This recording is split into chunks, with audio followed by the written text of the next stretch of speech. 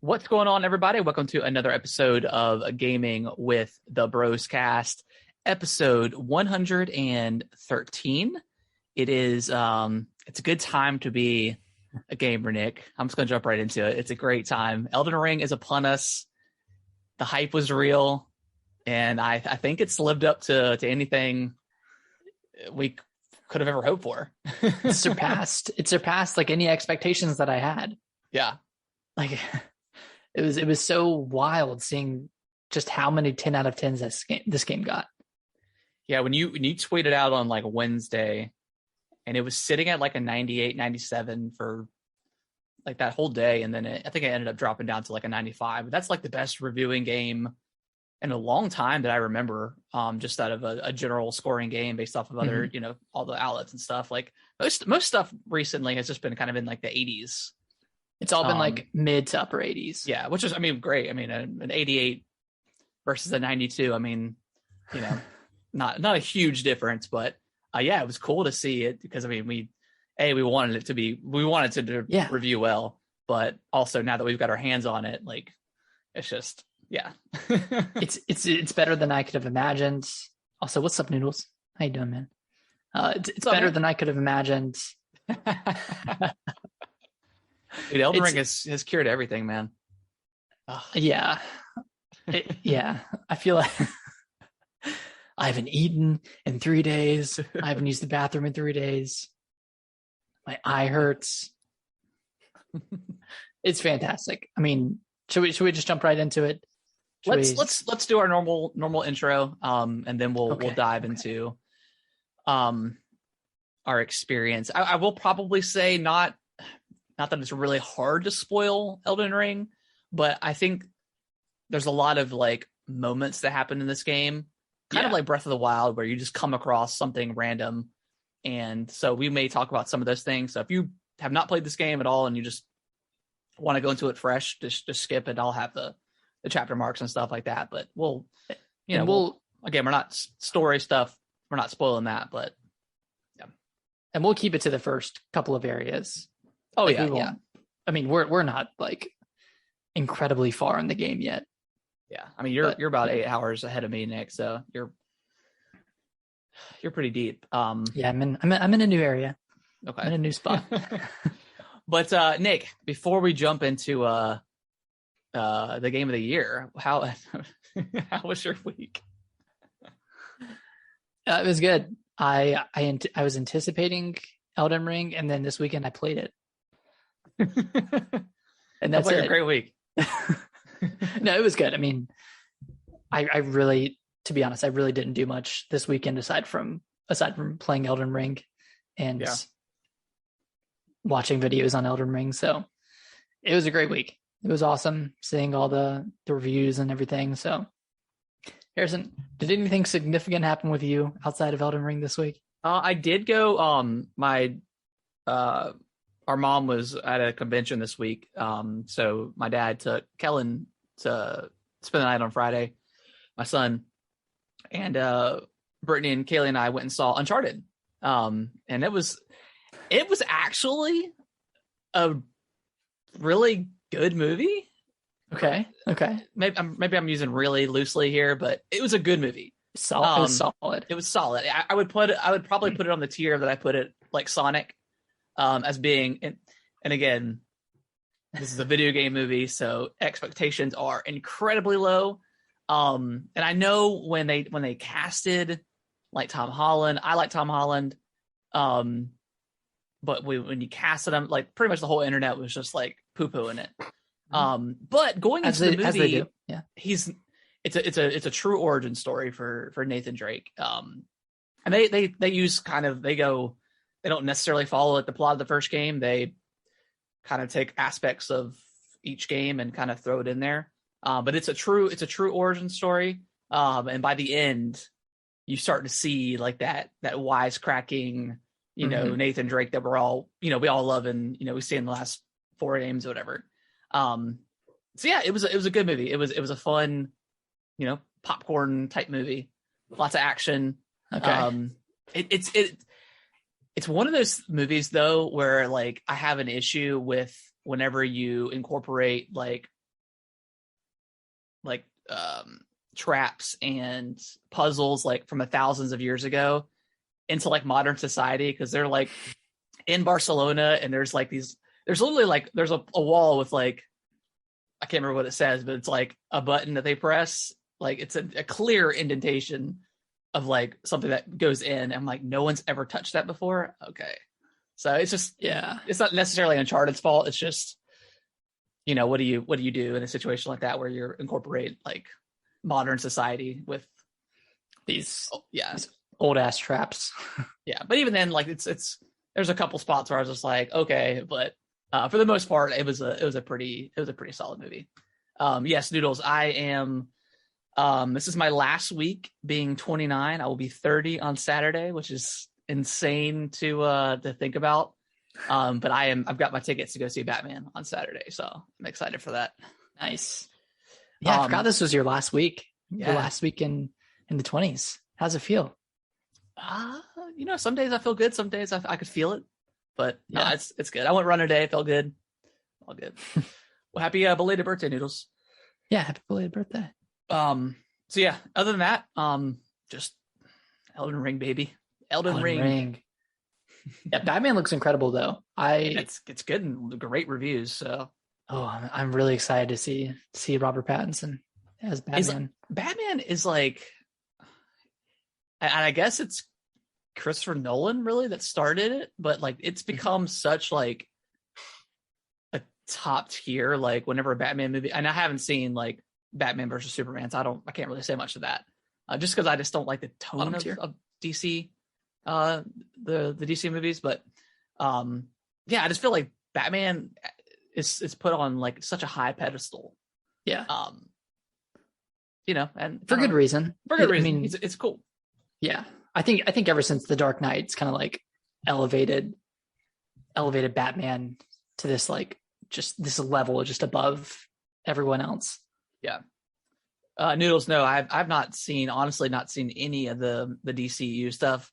I've seen both Suicide Squad movies, and then I've seen Peacemaker, which is fantastic. If that's the tone they're going with from here on out, then I'm pretty excited for the DCU. Yeah, and it's all. I mean, Marvel. I mean, say what you will, they put out so much stuff. So I mean, obviously, people get burnt out pretty quickly.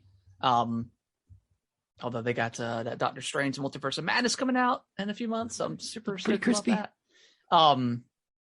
So yeah, I mean, like comic book movies are like super saturated right now.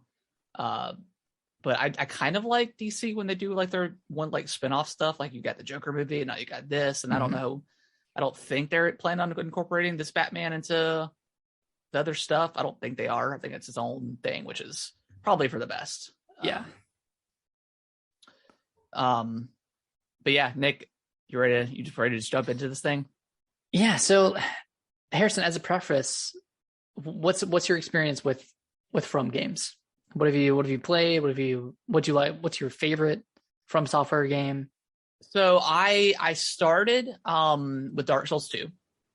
I played it for probably a good 20 hours and I dropped it. I don't remember being necessarily stuck. And then a few months later, I picked it back up again and just fell in love with it.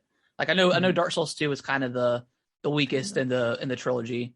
But I really liked Dark Souls 2. There's just, I mean, there wasn't a lot of like backtracking and stuff like that you're kind of used to with 3 and 1.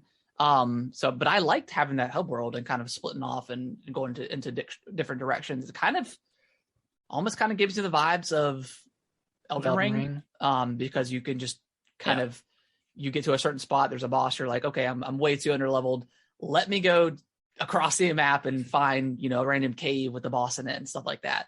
So, Dark Souls 2 I've beaten, 3 I've beaten, Bloodborne is probably my favorite out of all the Soulsborne games.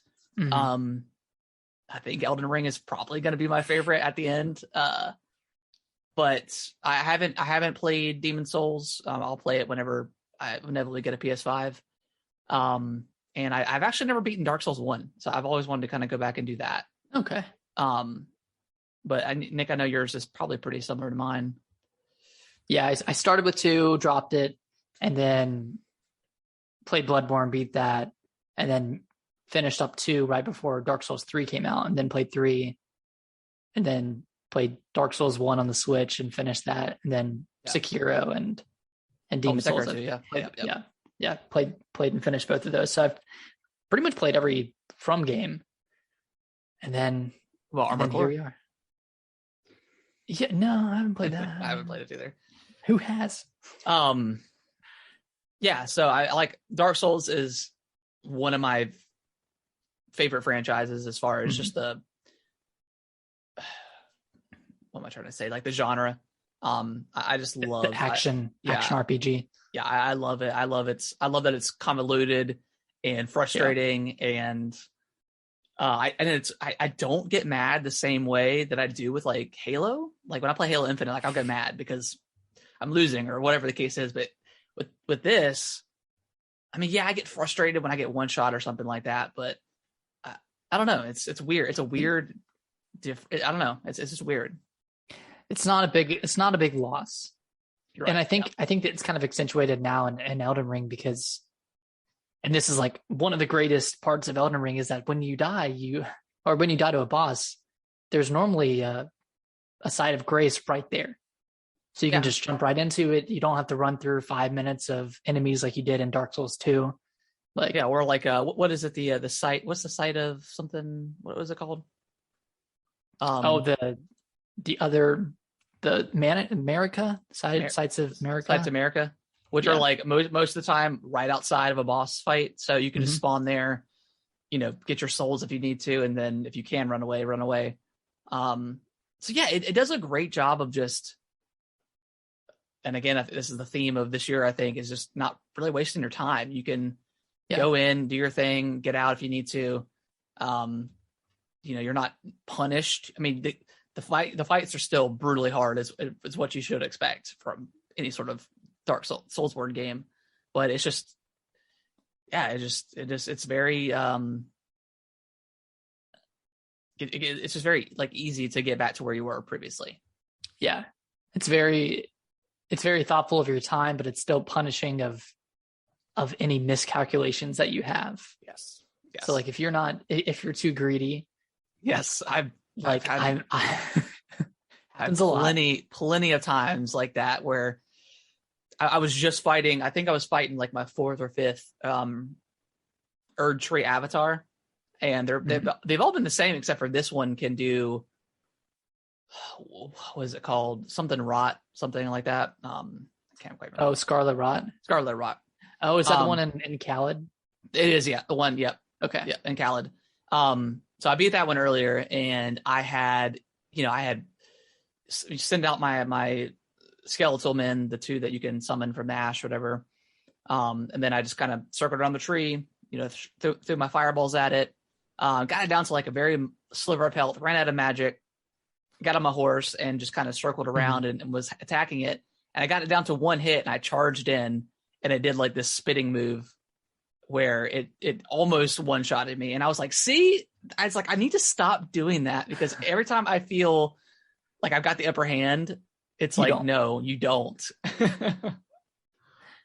And like that video on TikTok that I posted today of me having the boss at pretty much 1 HP, and I went in for the kill and I hit him and it didn't kill him all the way, and then he just immediately stomped me. And that's like lesson number 1 with these games is you can't bite off more than you can chew.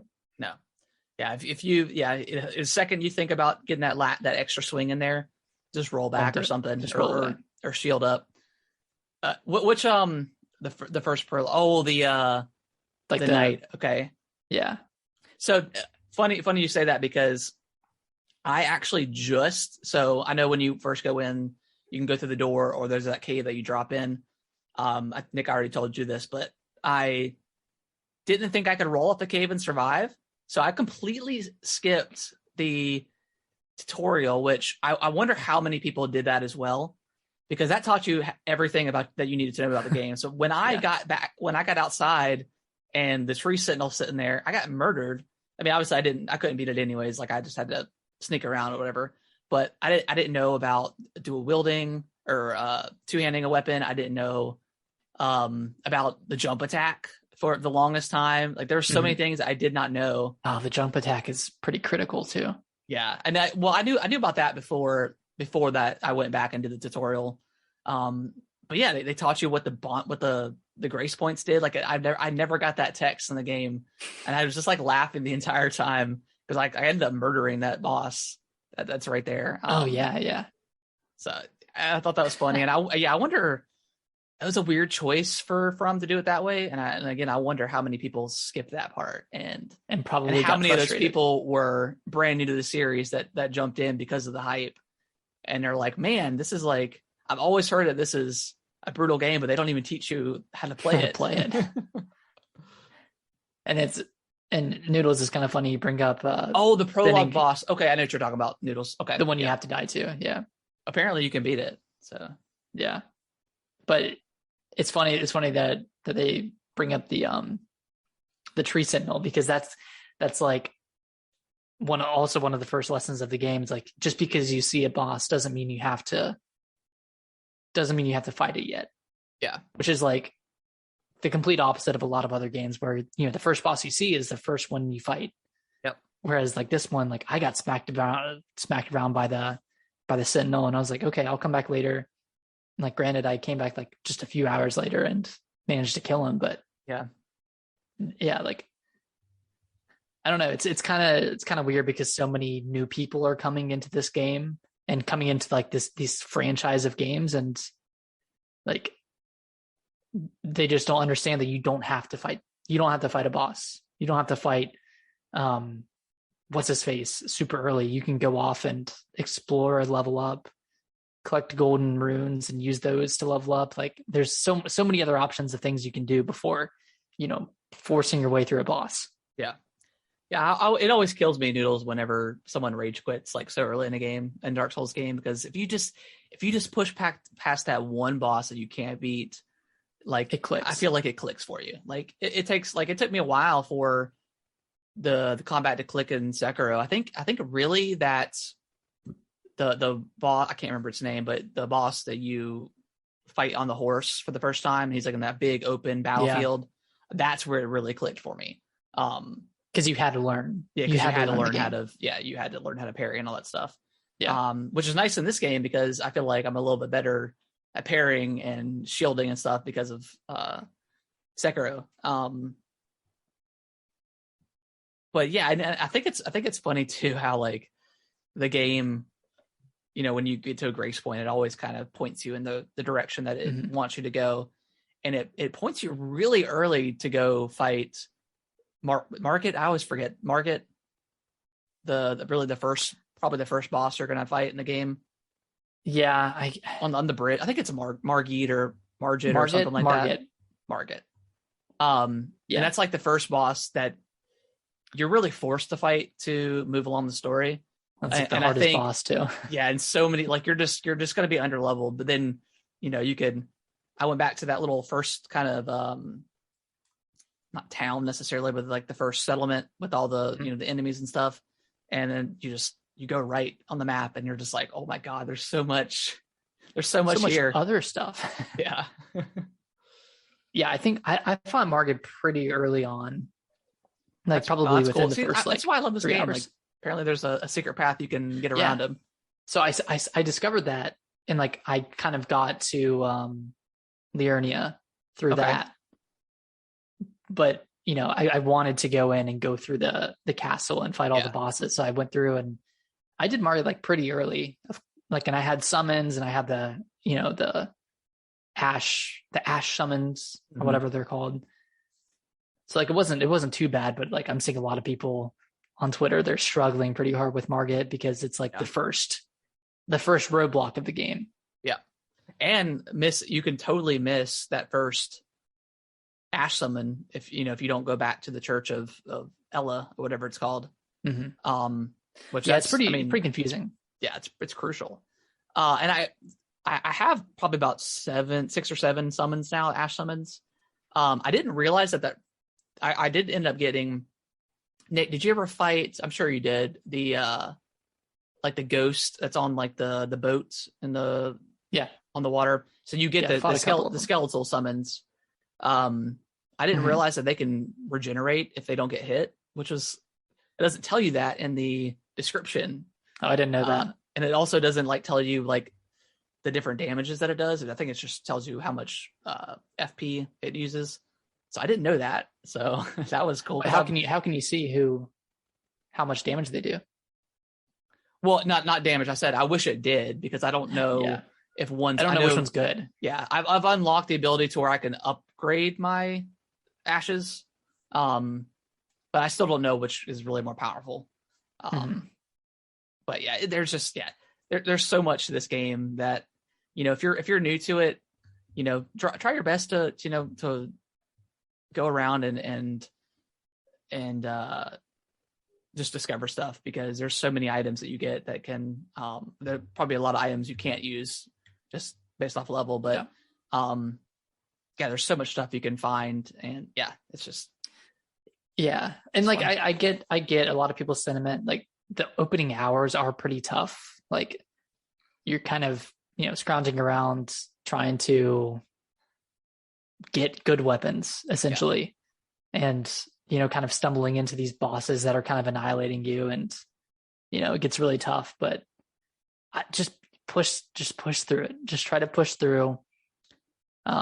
Just level up, collect those golden runes, and keep them on you until you're by a point of grace or a site of grace, and use those to level up on the spot instead of risking losing your runes. I've for totally, like, there's so much items in this game that it's almost overwhelming. Just because there's so many, and that's all the Souls games. You just get so many items that you just have no idea what they do. But I'm looking at Ubisoft. I'm like, they're having no icons on the screen other than the grace points. It's pretty refreshing. It's so refreshing. It allows me to just go in a direction and not know if something's there or not. But I mean, most of the time there is, you know, where you'll find a boss that's roaming the world, or you'll find a really cool cave or something. Like, I feel like they took like the from Bloodborne, the Chalice dungeons. I feel like they kind of used that and made these kind of random little dungeons that maybe have a boss at the very end. Maybe they just have a good weapon or an ash summon or something like that. It's just, there's so much stuff. I mean, you could just blow hours on just discovering stuff without even having to worry about fighting a boss or, you know, advancing the story. Yeah. And like, I'm at the point where, like, bro, I don't even really care if I get a good item or an item that I like from a boss, because there's just so much satisfaction in beating a boss that it's kind of enough. Like, yeah. What was your first boss that you fought? Do you remember? I mean, obviously a Tree Sentinel. I fought that one first and got obliterated. But the first one I think I beat was probably the Dark Knight or whatever, the one that's on the bridge at nighttime. Oh, really? That was your first one? I think that was my first one. It took me a while to beat it. I died a couple times. And I think I beat that one. And then I beat the first, like, Evergoal you come across, the one you did the TikTok about, Nick, the Bloodhound or whatever, the Blood Knight, something like that. Or the Crucible Knight? That was the one that I did the parry video I think that it might have been that one. No, it wasn't that. It was not that one. It was like was it the one all the way in South Limgrave? Yeah, I think so. That drops the Bloodhound sword. That one, yep. Yeah, it was like the Bloodhound Knight or Warrior or something like that. So I think that was like the second one I beat.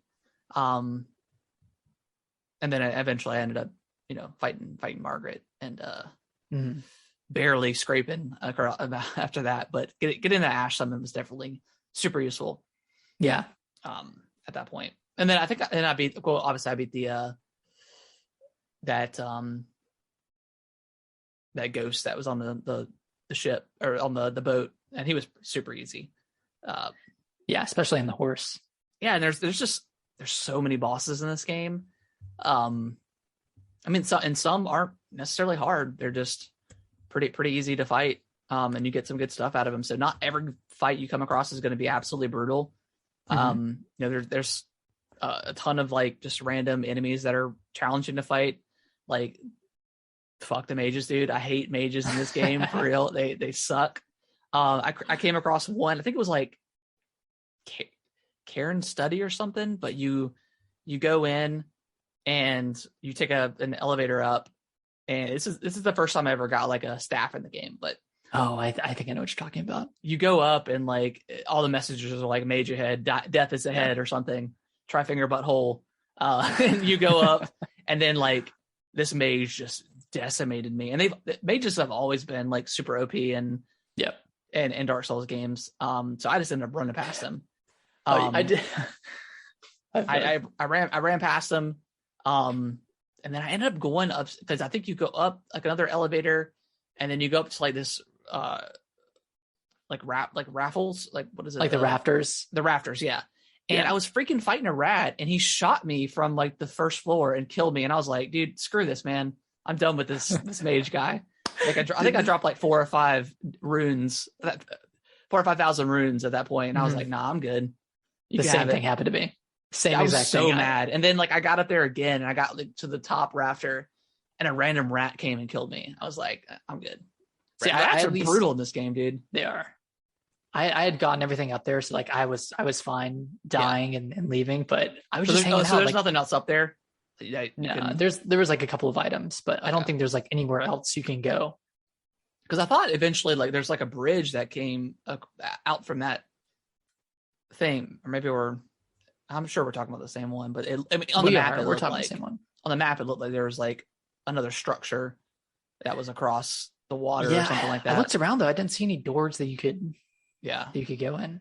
Maybe I need to go back and try to give that. Well, I know if you go up that, once you right after the grace point, when you go around that wall, if you go up that elevator, there's actually a window right there that you can jump to, and then on either side of on the walls there's those creepy hand monsters.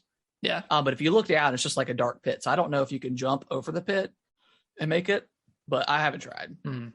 But yeah, there's just so much stuff that you can just come across, and whether it's meaningless or not to the story, or it's just, man,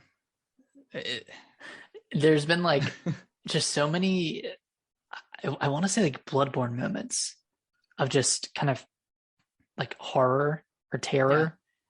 Like I won't spoil anything about it, but there was one castle in Liurnia, or it's called Liurnia.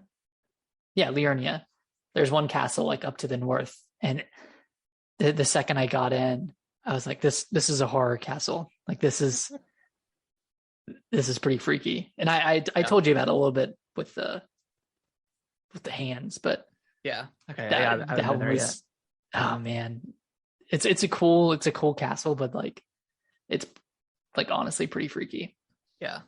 There's always the few like levels in any Dark Souls game that are like genuinely just unnerving. Like like stuff that you'll like. I know there's probably other items here, but I'm just not going to go back because I don't want to. Did you end up going back to that legacy dungeon and fighting that boss again? Which one? The one that you were fighting last night, and you're like, yeah, I'm underleveled. Are you talking about like the mages like school or whatever? I haven't tried again. I haven't tried again. Like, I'm at a point where like I don't know exactly what all the different, like, because I guess my big thing is like, obviously there's millions of different types of builds you can make. I'm kind of focusing on like sword strength or whatever, and then like a little bit of magic, which is what I usually do. But like I get to the point where it's like I put a tier in, or I upgrade my strength, and it only does it like by 1 point. So like I don't know if that's me, if I'm doing it wrong, or what the case is.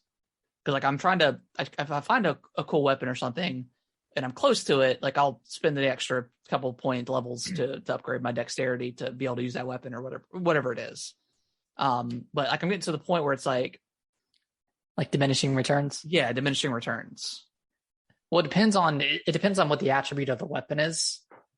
So if the weapon has like an attribute of C in strength and like a D in dexterity, do you know about this, like the scaling?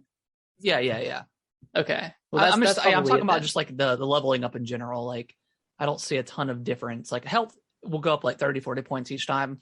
But everything else just seems like the return is smaller and smaller. Yeah. I'm not sure about that. All I know is about the weapon attributes. Okay. Well, like, I mean, when you look at like, when you go to strength and you go from like level 17 to 18, like if I look at like the right ornament, ornament, it'll go from like 156 to 157. Yeah. I think it'll just kind of vary based off of what exact level you are. Okay. Like maybe I think I'm like level 38, so I'm like I'm not super deep level wise. Yeah, I think there were some levels where I gained 2 or 3 points in strength or dexterity. Okay, well, maybe I'm just expecting too much. Because like if you go to health, like it'll do it by 40 or 50. So I guess that makes sense for strength. You don't want it to be too quick to upgrade.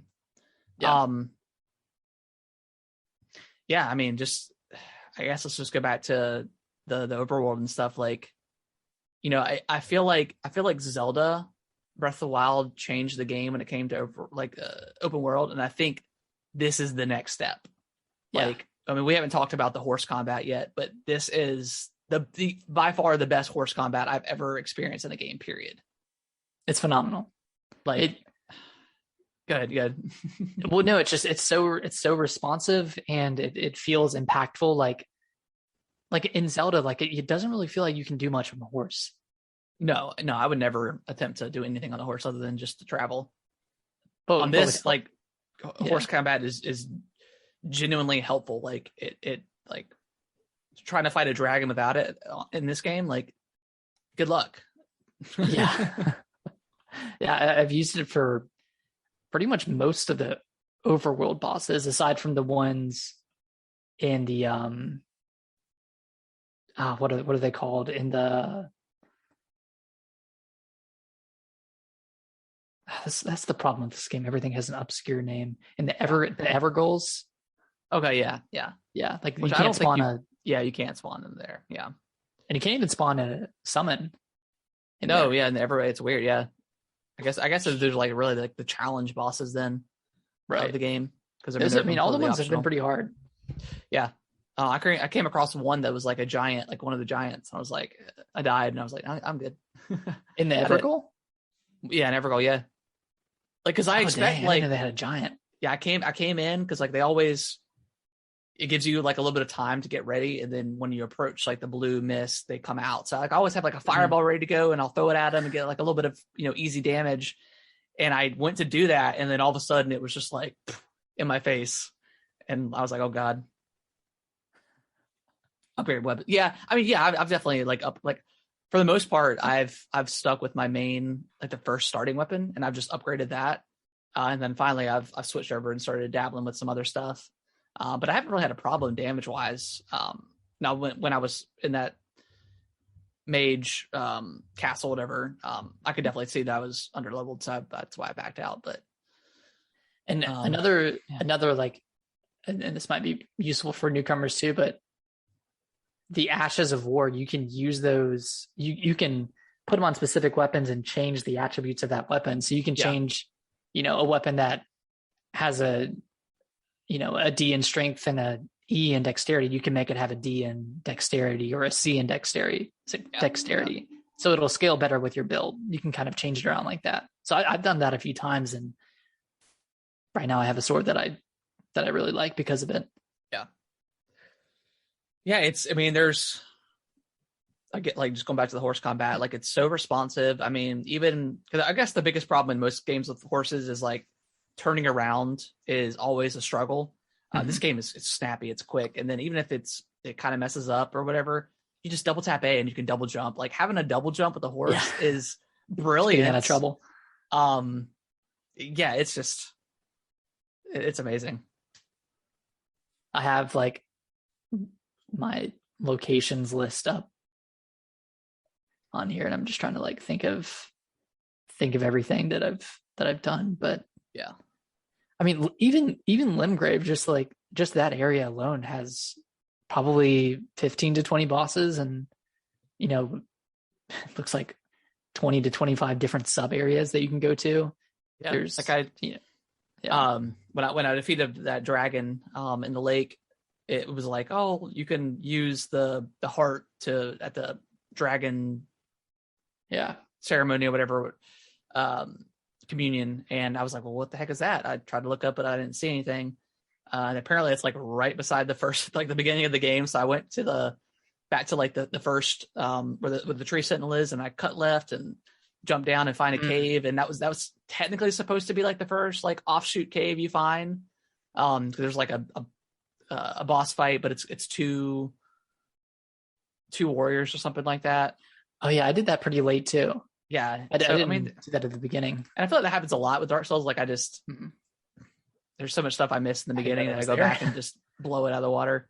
And then I ended up getting like a dragon ability, which I can't use yet because I have to get my arcane up a little bit. But dude, one of the dragon abilities is really, really good for like an AoE attack. Okay.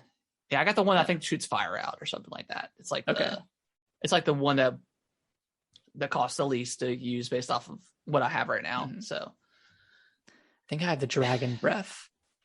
Dragon breath sounds pretty good. Yeah. Yeah, there. I feel like I could talk about this game for hours, and right now I just really want to play it. Yeah, it's just it's very rare nowadays that like when I'm not playing this game, I'm just thinking about it. Like I could not sleep last night because I was thinking about what you wanted to do next. I was like, what I want to do tomorrow. All right, it's like I know I've this boss fight I can't really beat. I remember this one spot that I got a grace point right next to a dungeon or right next to a cave, so I can go do that tomorrow and see what I can get out of that. Like it's just this really reminds me of the story that you told me about you and your friends playing Skyrim, and I'll let you tell it. But yeah, so like the story like is right around like Skyrim came out, like maybe 4 or 5 days later. We were over at one of our buddies' house and we were smoking some hookah, whatever. And we were talking about the game and stuff like that, and laughing, having a good time. And there was like about 30-second pause, and then we all collectively were like, I want to go play Skyrim right now. And then we left and played Skyrim. Like just went home. We didn't even like play together. We just went home and played it by yourself. And like, yeah, it's rare when I get a game like that. This is one of those games. This is one of those games, and that's why, like, I mean, I mentioned Game of the Year earlier, but yeah, I mean, if Zelda doesn't come out this year, like, I just don't know what else could even come close. Like, it is that good. Yeah, even if it does come out this year, I'm not sure if it would. I'm not sure if it would match it. I don't know if it would match Elden Ring. Yeah, I mean, I know they're rumored to have like actual dungeons and stuff in the new Zelda, so add that on top of the already fantastic Breath of the Wild. I mean, there's a chance, but yeah, I mean, it's just it's so good. Like the world is huge. It's a huge open world, but there's so many grace points. And people that love that feeling of, oh, there's a bonfire. Like, thank God. Like, you still get a little bit of that feeling when you're in the actual, like the legacy dungeons. Yeah, in the legacy dungeons and the castles. Like, you still get that feeling, and it really just boils down to just being a Dark Souls game at that point. Yeah. So, I mean, it's good. It's good. It hits everything perfectly. It hits like the minute moments in Dark Souls and even Bloodborne with like the legacy dungeons, and then it kind of hits on it even hits on like games like Assassin's Creed where you have these offshoot caves that you can do or offshoot areas, except they feel like impactful and they feel meaningful. And then you have like all the open world stuff, which is just amazing. It's almost done perfectly where number one, like the world feels real. Like it doesn't feel like it was created by game developers. It feels like very natural, and it feels like imperfect in a way that kind of lends itself well to a video game and like that kind of immersion. But there's just so much stuff that I don't think I've seen, like all the different stuff that you can even possibly come across. It's incredible. It's an incredible open world. Just riding around the horse feels so good. Like just climbing up walls and climbing up all this, like it feels so good. Yeah. And I had like a kind of weird moment where I thought I had found like a secret area, like an offshoot area. And it made me feel really good. And I was like, oh, this is cool. Like I'm going to go like get a nice item at the end. Yeah. And it turns out like after I had gotten through it, it was a critical path. Like it was taking me to a completely new area that was, critical to the story itself. And I was like, man, that's kind of cool where you feel like you're discovering something, but it's actually the game kind of like pushing you in a direction without you really knowing. Yeah. Earlier, I feel like it really trolled me because I was in Caelid and I found this cave or whatever, and I went through and it was a bunch of like miners, like people like mining like some ore or something. And you could totally walk right by them and they didn't pay you any attention. But if you stole the material or whatever, like if you walked over and press Y, then they'll attack you. But there's also these like praying mantis looking guys that were like, they're super annoying because like they have this magic ability where they can like shoot a bunch of knives at you. Oh, I think I know what you're talking about. And it's just constant. Like it's actually really annoying. And I know there's more to that dungeon. It's just it's really hard to defeat them. And they're also like on a different tier as well. Like one's on top of the little shack and the other one's on top of like the ledge. So it's really hard to just get to them. So I did that, and then I was like, you know what, I'm good. I'm gonna come back later maybe. And then I went to a random like cave, and they're like, it's a trap ahead or something like that, and it was a chest. So I opened it, and like this mist came out, and I back rolled and dodged it, and then the chest closed, and I was like, well, that's kind of weird.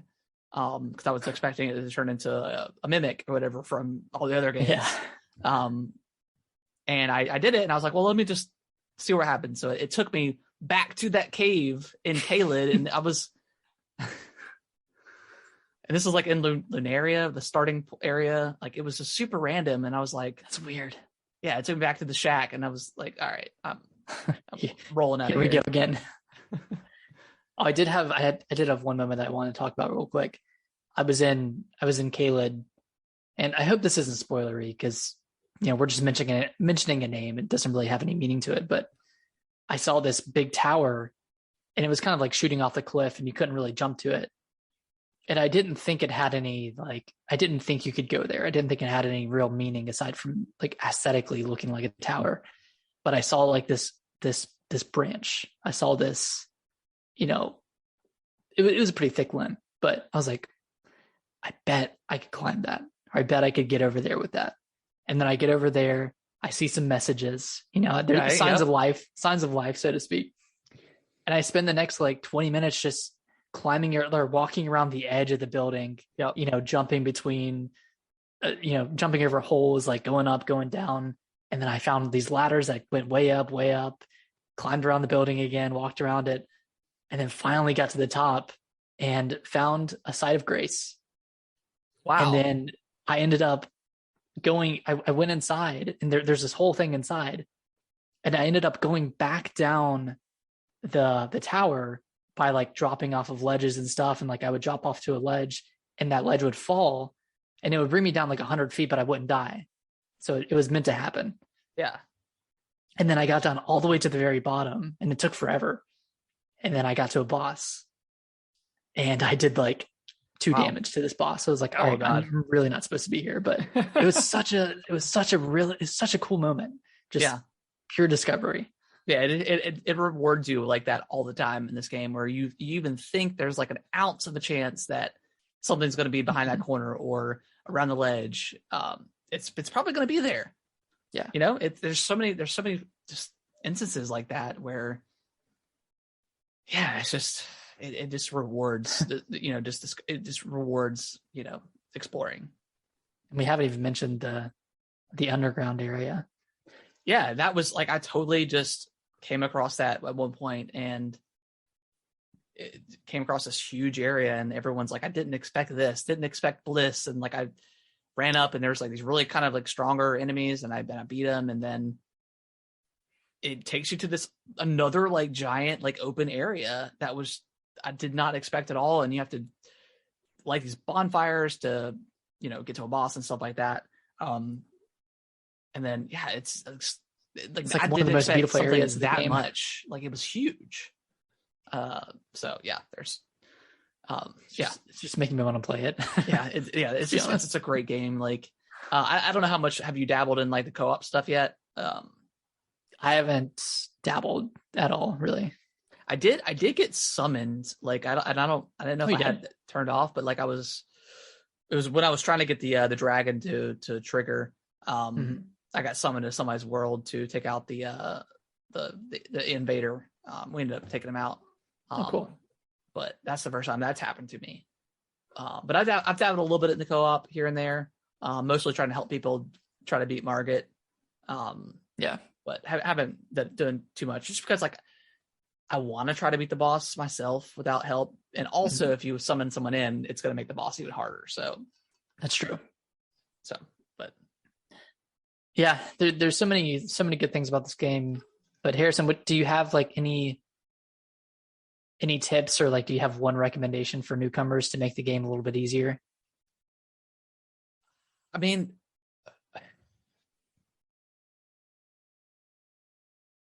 I'd say just explore. Especially like, because I mean the starting area is really not that brutal. You don't fight the tree sentinel. Just run past it or walk past it.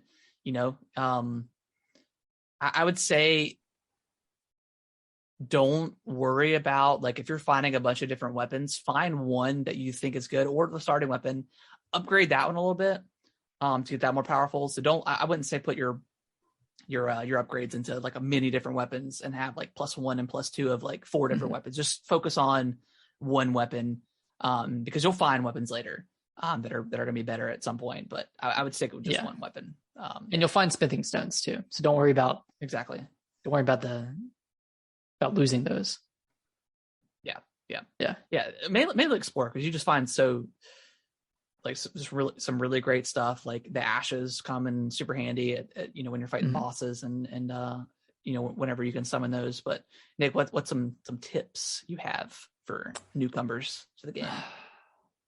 I would say find kind of like a one-note boss, like either like a giant that has really heavy attacks that you have to dodge around, or like the Crucible Knight that is pretty quick and swings a sword, and either just like fight him a bunch of times and try to learn parries, or learn how to dodge roll better with the giant. Yeah. I think just kind of getting that timing down is super, super important.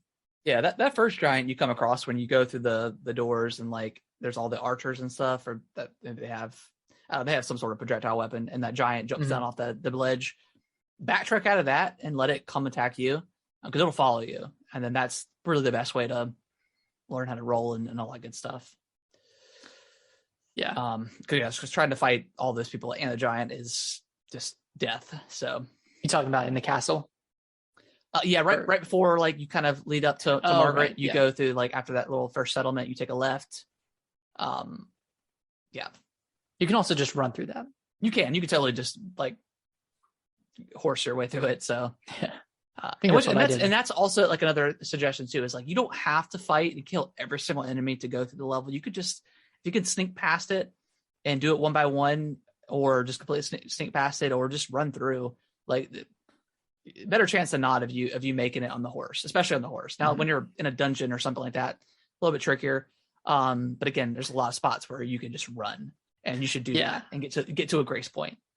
my kind of my technique or mantra is, I will give it, of course, the first try, I'm going slow and steady. I'm taking my time, trying to, look out for everything. My second try, I'll kind of do the same thing. And then if that doesn't work, if I, am dying to the same person twice, I'll just run through it. I'll just run through it to the next side of grace. And it tends to work, like, especially in the Stormvale Castle, like you can run through that big open area, kind of like midway through the dungeon with all those guys out in the middle. Like, you can just run through that. Yep, I did that part one time, and after that, I was like, I'm good. Yeah, it's like I felt like I did it, and that's it. And they respawn. So they respawn. That's the thing. They respawn. Right. It always respawns. Yeah. So if you do it once and get to the grace point, you're good. And then also, like, if you have like throwing daggers or a bow or something like a projectile thing, like, you can lure enemies towards you as well. So you can always do that. You can pick them off. Pick them off and have them come towards you, and then finish them off with your sword or whatever you're using, magic. There's just so much options. Just don't get frustrated at the game. If anything, get frustrated at yourself and change how you're going about it, because if you're throwing yourself at a wall and you still can't beat it, there's probably something wrong. You can probably go level up more. You can go level up your weapons. You can get a new summon. You can go explore. There's 1,000 different options. So don't get too hung up. There's certain areas and bosses that you're not meant to fight, and that's okay. Just if you swing at an enemy and you don't see like yellow cutting down, you don't see yellow. just back off and die. That's a good suggestion. And then also like the Evergoals are also really great spots to practice, because your runes will appear outside of that boss arena, so you can always go back, and there's always a stake of America right beside there, so you can always go back and collect your runes again. So those are pretty forgiving. Last thoughts on Elden Ring, Nick? I know we talked a lot about it. I'm sure we'll have more to say next week, but maybe we should come in with some tips every week. Give the people some hope. Yeah. And again, like, if you've played a Dark Souls game before, this one is Dark Souls. It is that game to a T, but the open world element to it just gives you a lot of options to kind of go around and learn how to play the game. And do the tutorial. Roll to the right into the into the cave. Yes. But yeah, that's going to wrap up the Elden Ring discussion. Not much news this week, Nick. We didn't expect it to be, because Elden Ring is just taking the world by storm. Yeah, taking the world by storm. Real quickly here. Someone bought the Silent Hill domain, which is hilarious. Because Konami just doesn't make games anymore, and they forgot to renew the trademark for that, or whatever you call it, for the the website names. That's hilarious, but also not surprising by Konami at all. And I've never really played a Silent Hill game, so I don't have like that affinity for that series, but I know a lot of people really want one, and I don't think there's been one since like 2012, so it's been a long time. They're hurting. So I know a lot of people want, obviously we had like PT, which was going to be a Silent Hill thing, but obviously that didn't happen. Didn't really happen. But yeah, we got a Pokemon presentation on Sunday, which, it was kind of like lackluster up until like really a lot of like mobile stuff, Pokemon Go, Pokemon Cafe Mix. There's a lot of Pokemon stuff. Yeah, not in a Pokemon Direct or a Pokemon presentation. We got some new Arceus stuff. We got a Daybreak update, which I have not checked out, Nick. But apparently it's like some sort of story thing about like mass outbreaks that are happening in the region. So I'm definitely gonna go back to that game eventually, collect all the Pokemon. I wish I would have done it before Elden Ring, but yeah. What can you do? Okay. It's okay. So yeah, another little update for that. I'm not sure what that even entails, how big it is, or if it's just a new mechanic or something. I have no idea. But I'll probably check that out at some point this week, just to see what it is. Mm-hmm. And then they did like some minor update to you can get Shaman in Pokemon Diamond and Pearl. Oh, great. Yeah. No one's playing that anymore. Yeah, I'm good with that. But obviously, Nick, the biggest reveal. Were you surprised? Pokemon, yeah, man, Scarlet I was super and Violet? surprised. I was really surprised. Yeah, I mean, I am. So my question to you is: Is this too soon? Is this too soon off the heels of Arceus? Do you want another game like that, knowing it's going to have the trainer battles and it's going to have the gyms? From what I can see, I mean, I'm definitely interested in it. I think if it's different enough from Arceus, and I think it will be, I don't think it's going to have like the actual catching mechanic. I think you're still going to have to battle Pokemon, and I think the overworld is probably going to be more populated with settlements, people, things to do. Whereas in Arceus, it was really just Pokemon. Yeah. So I think it'll be different enough. I'm obviously gonna. I'm not gonna get myself too excited. I'm not just gonna dive in without really knowing what the game is. But like I'm decently excited for this. I think it looks really good. I think it already looks better than Arceus did in terms of like the graphics. But yeah, I don't know I don't think it's too soon because it was probably two different teams working on Arceus and Scarlet and Violet, and then we know Brilliant Diamond and Shining Pearl was outsourced to another team. Yeah. So it was probably two different teams. Not like terms of like development, but like for you, like, do you want to play another Pokemon game in December or November when you just came off the heels of? I mean, granted, it's 10 months apart, but they showed Magnemite in that trailer. I was like, oh, I don't want to catch Magnemite again. Yeah. I don't know. I'm obviously coming off of Arceus. I'll be very optimistic about the game. But yeah, I don't know. I'm of two minds. Like I could have waited longer, and I thought they would. I thought that we wouldn't see Gen 9 this quickly. But I mean, here we are. I mean, I realized I said optimistic is what I meant to say. But I'll be optimistic about the game. But very cautious because we jumped into Brilliant Diamond and Shining Pearl just off of the kind of the hype, and that was an instant regret almost. Yeah, that's it. Yeah, pretty much. How do you like the starters? I mean, they look cool. I'll probably rock with either that cat Pokemon or the what is it? The like the little alligator guy. Yeah, the alligator guy. I love both of those. Cool. Those look those are so cute. And then Quackly, like some weird like duck thing. I don't know.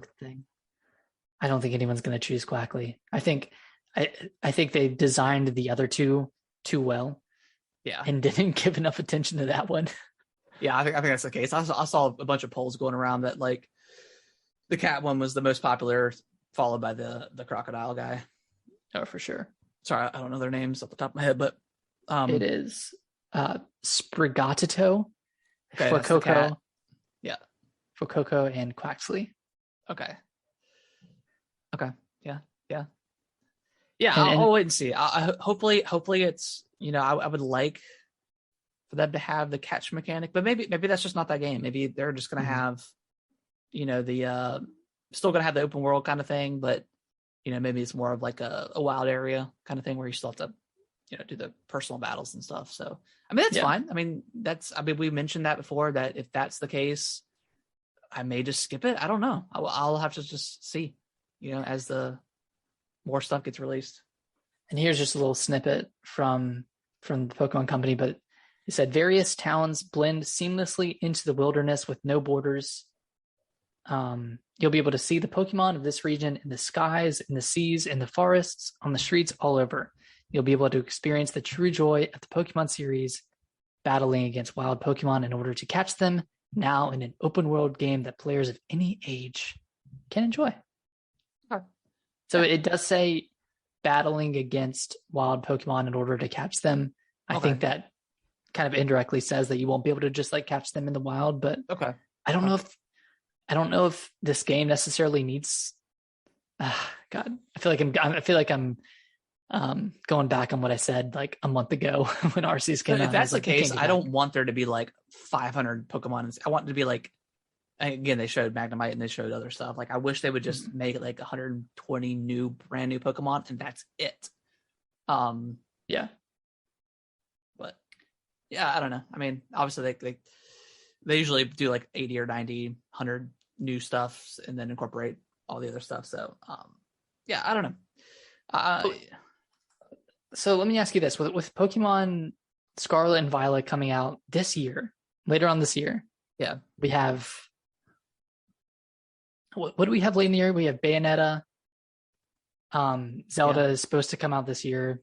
You know, huge asterisks by that, but yeah, it's supposed to come out this year. You know, it's rumored that Fire Emblem's going to come out. Fire Emblem. Yeah. Wait, what did you say? Starfield? Starfield. Oh, you talking about just Nintendo stuff? I was talking about just Nintendo. Oh, okay, gotcha. Sorry. Yeah, Starfield, the great Nintendo exclusive. Did you say Splatoon? Splatoon 3. Yeah, it comes out in the summer. Maybe a Metroid something. Who knows? Yeah. At this point, this is pretty stacked. Hollow Knight, Xenoblade Chronicles 3. Yep. Like this is looking to be the best year ever for Nintendo. Coming off of like gaming in general. Yeah, like 2017 was like I think Nintendo's best year. Yeah. For sure. But this could top that with Breath of the Wild 2, Splatoon 3, Xenoblade Chronicles. This is like the year of this is like the sequel year to 2017. Yeah. Like all those games came out. We just need a Mario Odyssey sequel, which Kirby is kind of that in a way. I really hope Kirby's good. I really hope it's good. Yeah. I'm like not as excited about it right now because I'm playing. I'm not even thinking about other games right now. Yeah. I've got my 100+ hour game experience for sure. Brittany was like, "Did you beat that game already?" I was like, "No." Unfortunately for you, I did not.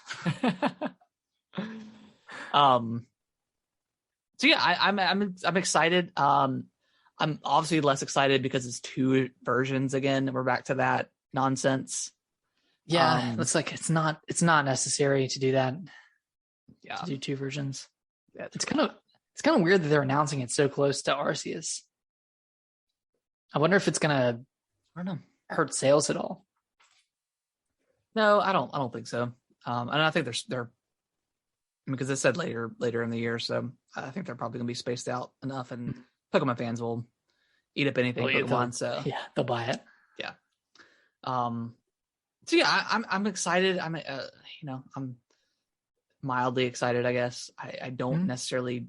The thought of playing another Pokemon game right now just does not interest me in the slightest. But maybe closer to that time, I'll be more excited once the review cycle and marketing cycle and stuff hits for that game. So yeah, we'll see. I will say I'm more excited about this than I was with Sword and Shield. Yes, I think so. I think this looks like, I think visually this looks a lot better and kind of looks like a more interesting location. So supposed to be like a Spain theme. So yeah, we'll see. We'll see what the future holds for old Pokemon Violet and Scarlet. Which one would you get if you got one? Probably that Violet, that perp. Okay, cool. I was gonna get Scarlet. Which they haven't. I mean, they haven't announced like the legendary, right? They didn't show a cover. It was just the name, right? Yeah. Okay. And this is the first time they've gone with colors since Black and White. Yeah, which is cool. Like I didn't really like Sun and Moon was okay, but I don't know, like Sword and Shield, just everything about Sword and Shield was not a fan of. Yeah. Was Sun and Moon the last game before Sword and Shield? I think so. Black and White 2, Pokemon X and Y. That's right. Yeah. Yeah. And then Sun and Moon. And then Sun and Moon, and then Sword and Shield. Okay. So I we'll see what we'll see how I feel when it's a little bit closer to that game releasing. Yeah. So. But yeah, that is going to wrap up the news, and it's also going to wrap up the show. I knew we were going to be majority of Elden Ring, so if you're not into Elden Ring or Dark Souls games, I'm sorry. But maybe you should try one out. Maybe you should try one out. We'll be back next week, and we'll talk some more about some Elden Ring. Probably not as much this week, but definitely, yeah. I mean, it's a 100-hour game, just to discover everything. So, yeah, we'll be playing that for quite a while. But but we got Kirby on the horizon, so that's gonna be exciting. Yeah. I do go back to work next week, which is kind of a bummer for 2 days. So 2 days is fine. Oh, you're going back in the office? Yeah, they're not going to get back in, fortunately. I thought it would never happen. For a little 2 days. So that's not too bad. No, I can't complain about that at all. Also, Triangle Strategy is coming out this week. So we'll probably see some reviews. I mean, no, not at the moment. Maybe down the line. Yeah, maybe at some point down the line. But yeah, so we'll probably talk about reviews if they come out. Yeah, I need to check that demo out just to see if it's anything I would remotely want to play. Hey, don't worry about it right now. Oh, I'm not. You got other stuff going on. Yeah, I got that Elden. That rang. That rang, baby. But Nick, where can they follow us on Twitter? They can follow us on Twitter at GamingWTBros. We do a lot of like polls and talk about news on there. So, check us out on there. We talk about like smaller news items on there that we might not talk about on the podcast. And then you can follow us here on Twitch at Gaming with the Broscast. And you can also follow us on TikTok at Gaming with the Broscasts. We're probably gonna be posting a lot of Elden Ring videos for the future. I like when we both get into a game because then we're just like firing off videos left and right. Yeah, the Halo stuff. I just put up like 4 new Halo videos on my YouTube for the shorts. Nice. Because I was just trying to get it. I had like 4 or 5 on my phone for like 2 weeks. I was like, I just got to get them off. Still playing that here and there. Still a good time after they fixed everything. I think they're in need of some new stuff for that game, whether it's a new map or something, because I'm kind of feeling the way people are feeling with the content stuff. Mm-hmm. Now that I'm done with the battle pass and stuff like that. So I'm needing some new stuff. I'm ready for, like, they should be like, this is the month we're supposed to be getting like co-op, right? Co-op and Forge. Is it March or May? Or I think we're getting co-op in March and Forge in May, or vice versa. One of those two. Maybe, or I'm remembering wrong. I thought season 2 started in May. I thought they pushed it back. It does start in May, but I think we're either getting Forge or co-op in this month or in March. That'd be cool. Yeah, that would be really cool. But yeah, that is going to wrap up the show. We will see you. Excuse me. We will see you guys. Burping. See you guys next week, same time, 8:30 Eastern time, live on Twitch. So yeah, come and join us. Come join the chat, all that good stuff. Come bring your Elden Ring stories. Bring your Elden Ring hype. Well, we'd love to hear about them. Yeah, absolutely. But we will see you guys next week. Bye-bye. Bye-bye.